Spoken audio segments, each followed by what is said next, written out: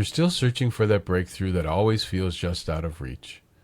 What is your true life path, and how do you finally find it? Welcome to Say It Anyway, the podcast where we help you unlock the breakthrough you've been waiting for so your true life path can finally come to life. Each week, we share powerful practical tools you can use right now to start transforming your life. You'll hear raw, honest conversations with people from all walks of life, people who found their way forward and are here to share mindsets, strategies, and wisdom that help them get there. I'm James Ferrigno. I've helped people reconnect with their power for years. I'll guide you beyond surface level solutions into a deeper way of seeing the world, one rooted in connection, courage, and open-hearted dedication. This is your space to think differently, live boldly, and finally do the thing you were meant to do. Let's get started. I'm James Ferrigno, and welcome to Say It Anyway. Today at Say It Anyway, we're not going to have a guest like we usually do. Today, I'm just going to talk about a few things. And people have had questions about particular issues, like vulnerability, for instance. And I think some of these things have subtlety to them. Some of the things we talk about on this show, that some of the subjects that are here to help you and help you get past any blocks and find your path, there's subtlety to them. And I wanted to talk about some of those subtleties with these issues because it's really easy to maybe think it's one thing when it's something else, when there's really something else going on or something else more subtle going on. So why don't I just launch into that, and we'll see where we go from here. I want to start with vulnerability. So there's a little misunderstanding I've noticed that some people have when they're asking questions about vulnerability. Uh, Vulnerability, here's what it is. Vulnerability is when you are able to be yourself, know yourself, and then be yourself in front of other people. Some people, I have noticed, will focus on just the more surface issue of that, which is that they will believe, I know I believed this when I was younger, that to be yourself and to be vulnerable was simply to tell people what you thought, what you were thinking, right? And what you were feeling in the moment consciously. But in order to really be truly vulnerable, it's necessary to find out what's going on unconsciously for yourself and then share that with people. So what's really going on? So not what's going on the surface, but what's really going on. And this is the same thing with people say, be yourself. Just be yourself. People give this advice in dating to just be yourself, which, how are you going to do that, right? Because all you can be is who you normally are and who you feel you are and what you're thinking and feeling about yourself consciously. And yeah, and people can do that. But that's not what being yourself really is. That's not what being vulnerable really is. So in order to be vulnerable, the first step is to get to know yourself.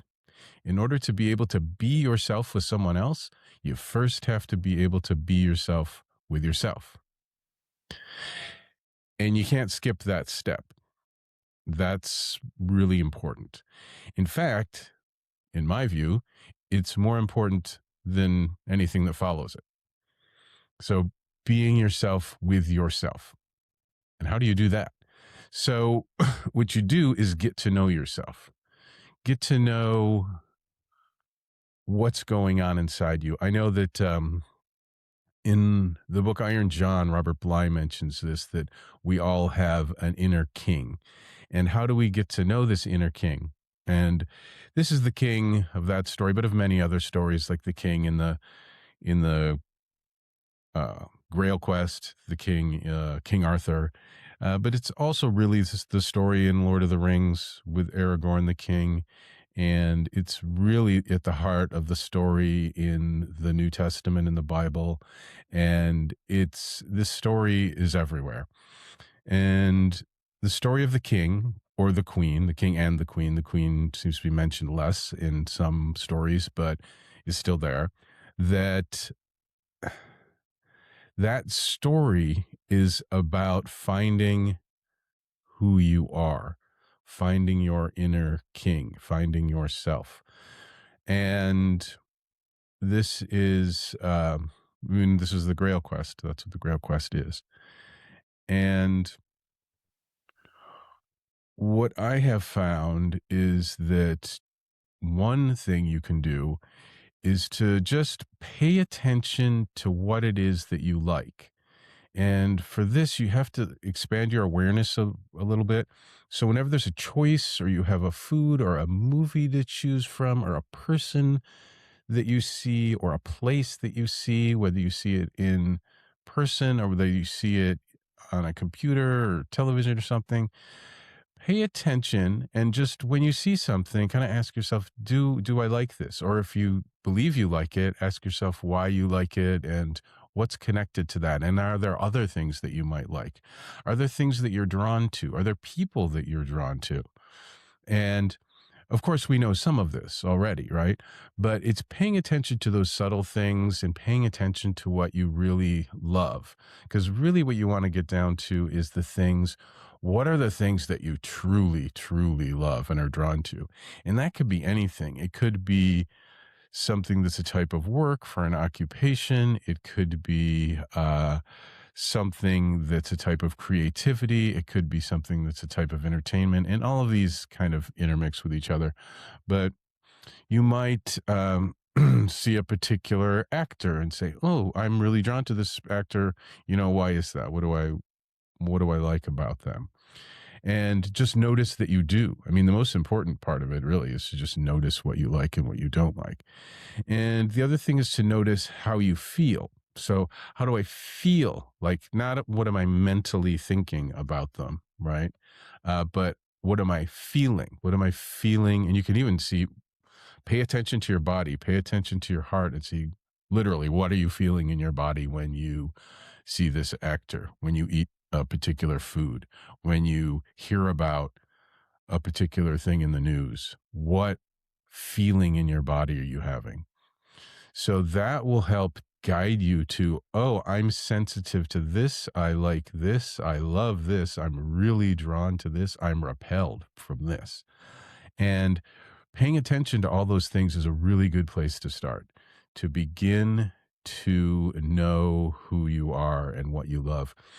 And excuse me, one one thing that I used for this myself was to go back to my childhood. This can be not even young childhood. It could be, childhood, teens, 20s, depending on your age.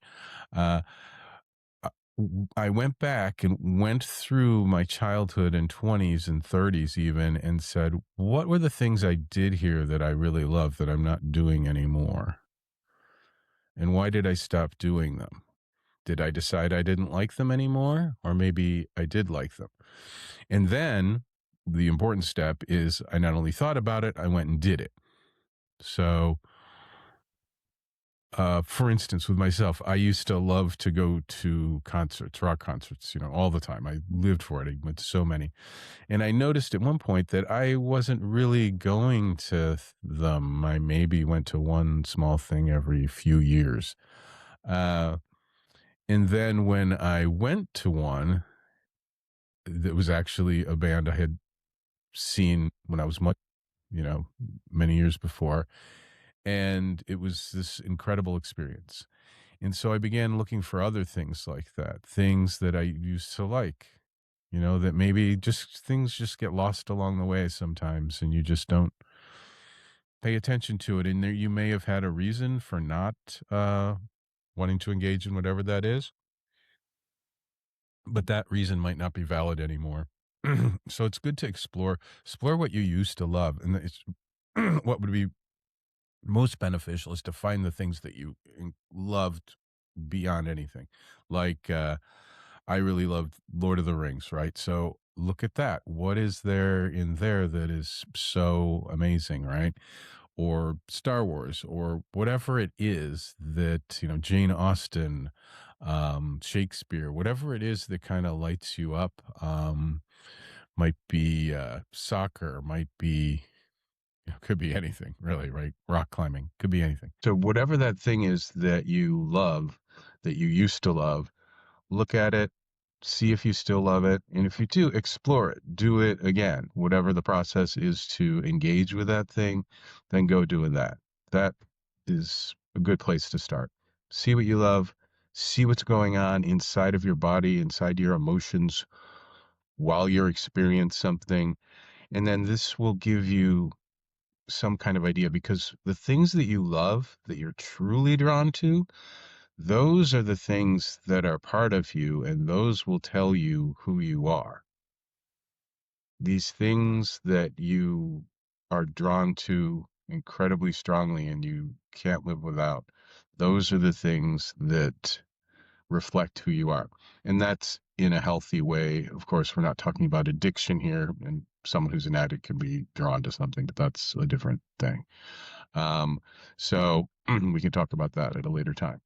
But when you're authentically drawn to something, then that's the thing. So authenticity. And authenticity goes hand in hand with vulnerability. In order to be vulnerable, you have to be authentic first, right? In order to be authentic first, you have to explore yourself. So that's what we were just talking about. So it goes through from authenticity to vulnerability. These things are very closely related, and self-care, which is part of that as well. So in order to be authentic and in order to be vulnerable, you have to practice self-care. So because when you're finding out the things outside of you that you love, that you are drawn to, they're connecting with a part of yourself that you love and are drawn to. And that part needs to be taken care of. If you don't take care of that part, then, what are we doing here, right? That's fundamental. So taking care of yourself and taking care of yourself. So self-care, what does self-care look like? So self-care can look like treating yourself to an ice cream or a bath or something like that. It can also look like medical things of taking care of your body physically when you're injured or sick. It can look like exercising. It can look like very much like a daily practice. And that can be essential for self-care, some kind of daily practice. And by practice, I mean something along the lines of qigong, yoga, tai chi, uh, meditation, and it kind of has to be in that realm to truly be a daily practice. You may practice playing the drums every day or a musical instrument or singing or other things, which are fantastic, but that's not what we mean by daily practice. You can do both of those. Um, and for maybe some people, if you're the virtuoso guitarist of all time, that can have some of the same hold the place of a practice in your life. And it doesn't mean there's anything wrong with that, but it's just not defined as a practice, as a daily practice. And for most people, it's not going to be something else like that. It needs to be something in the physical, mental, uh, energetic, connective space where you are becoming more embodied, essentially, more on earth. And yes, physical exercise and any kind of physical effort, activity does that to a degree. But when you're doing the same types of things every day, different practices are designed to help accelerate that process. And it's not that the process isn't happening without the practice. It's just that the practice can accelerate and extend that and extend your life in many cases so that you can continue that. So those are key aspects of being able to practice self-love. And that's the next piece of this puzzle. So we have, what we talked about so far: authenticity, vulnerability, um, self-care, and then self-love. Self-love is part of self-care, which is part of authenticity, which is part of vulnerability. Um, the self-care, the self-love rather, what does that look like? So that looks like loving yourself, right? So the first time someone said that to me, I said, what does that mean? Self-love. Like, that has no meaning to me whatsoever. What would that be? So I'll tell you what it would be. So what it would be is really loving yourself. And a good place to start with that practice, there's a couple good places to start to learn to love yourself. But before I tell you those, let's back up a little bit and talk about like what it looks like. So self-love, or what's the process behind it? So the process behind it, self-love, really what is happening there is there are a couple different aspects to you, to your existence, to yourself, to your consciousness. And one is your spirit and the other is your ego. There are a lot of different terms for these. Spirit and ego are common, but it could be terrestrial self and higher self. It could be inner adult and inner child. That's really common. So your inner adult being able to take care of your inner child, your spirit being able to take care of your ego. That's really the process there, because through your life, these two aspects, if you're on the path, if you have a self practice every day, and many other, components. But, everyone's doing this to one degree or another.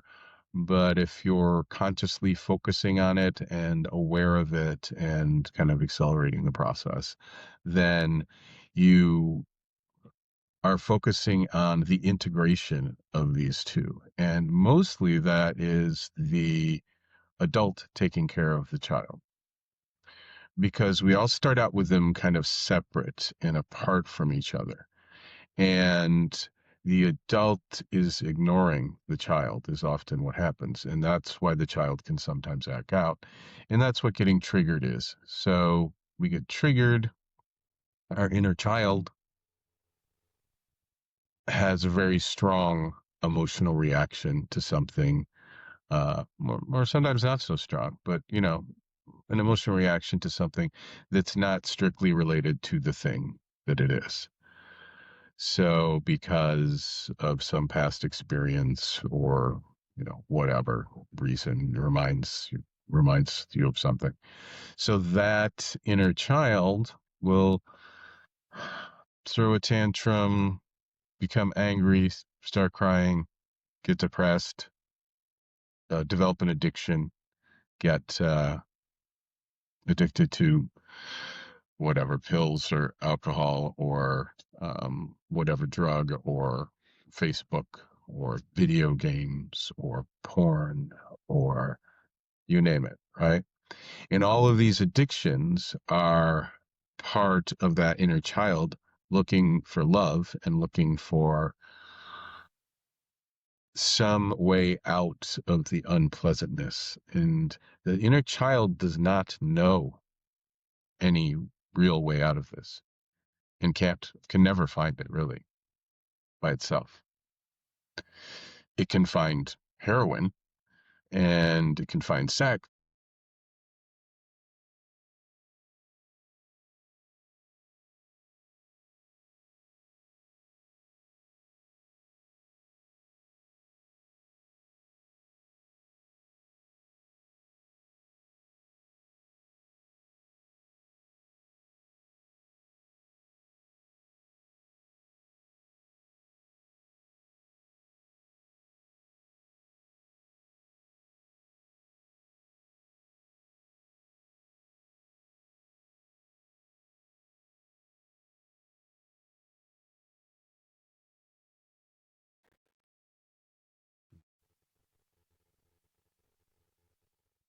So the inner child can only resolve its issues by being taken care of by the adult.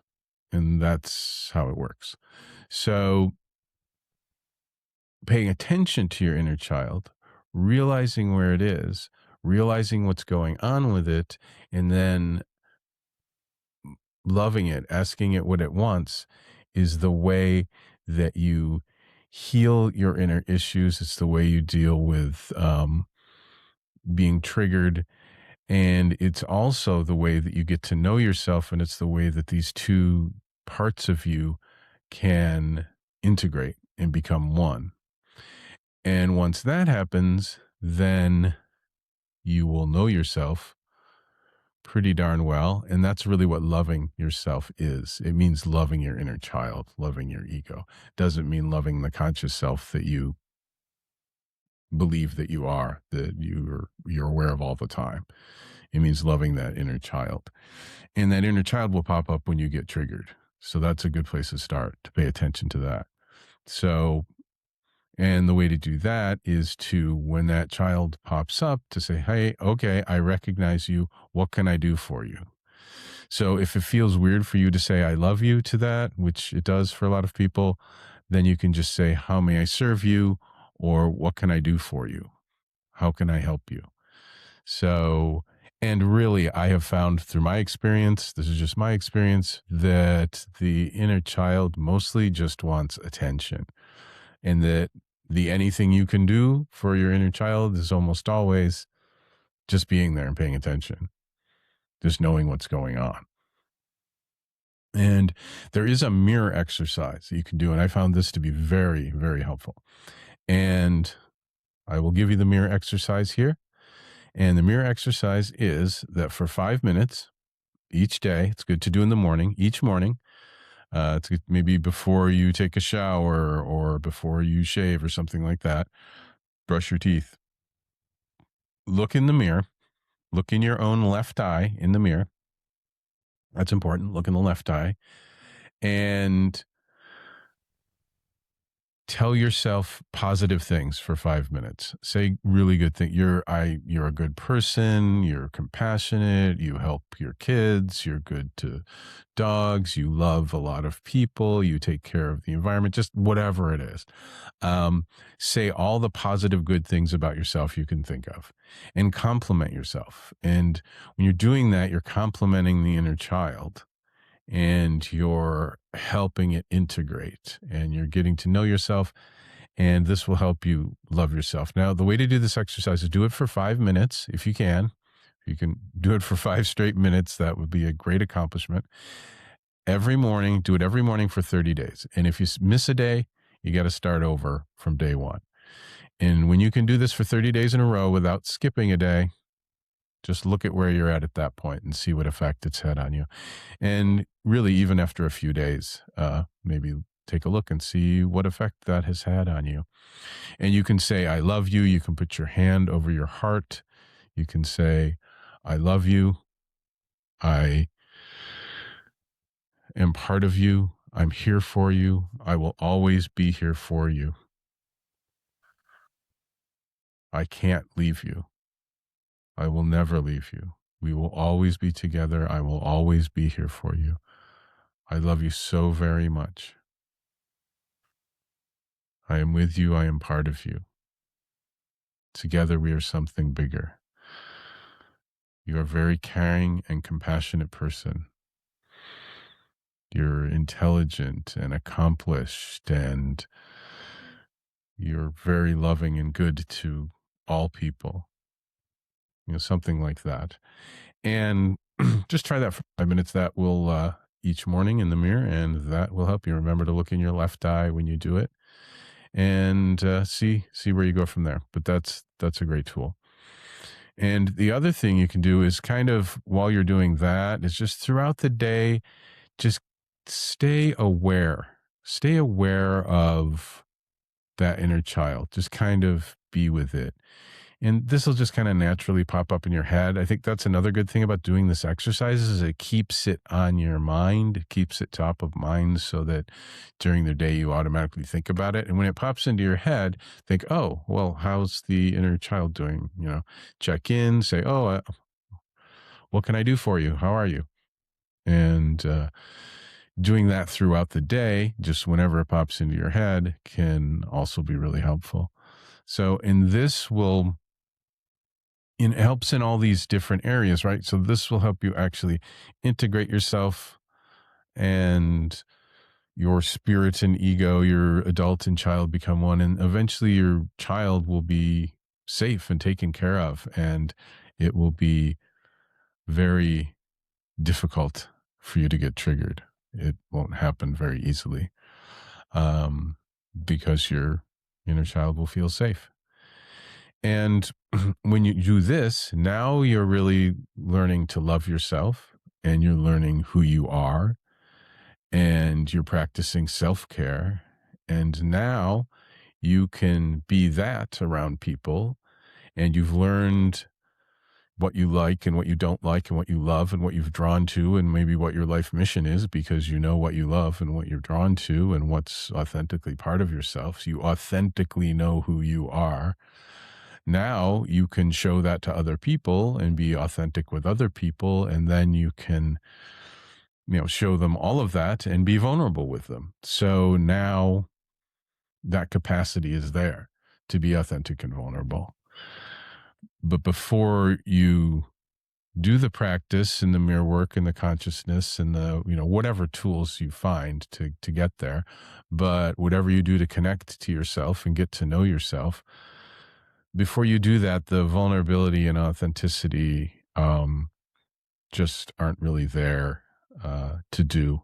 It can be very frustrating, be very difficult. I know that I went through that years ago, that self-love meant nothing to me. And be yourself, what does that mean? I mean, because it doesn't really mean anything. If you don't know who you are, there's nothing to be. Um, so I think that that's a good place to start.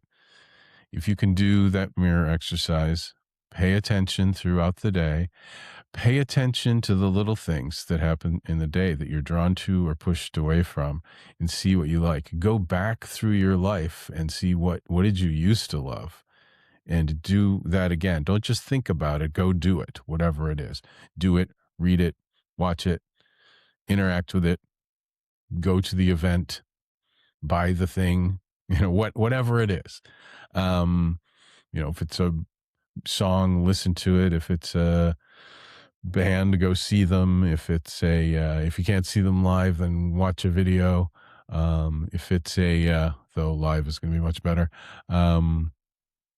If it's a food, go eat it. If it's whatever it is, do the actual experience. Don't just think about it. Once you do all these things, that will help you find you'll be on your path. You'll be on your way to your path, which is part of your path, right? So you might not consciously know exactly what you're going to do, but really, who knows the end result of what they're going to be doing? Really, nobody knows that anyway. So, but you'll know that you're in motion and you kind of know at least what your next step is. You don't need to know 20 steps ahead. You just need to know the next one, and the next one, I think if you don't know a next step, I've just given you a bunch of things that are the next step. So the mirror work and the loving yourself, paying attention to all these things. And that will give you somewhere to start. So throughout all these podcasts, we're talking about these things. And I think that understanding this configuration of vulnerability and authenticity and self-love will help you even understand those conversations a little bit better and what we're talking about when we're talking about vulnerability and what that means, and what authenticity means. And really, all of these things are part of what Joseph Campbell calls the hero's journey.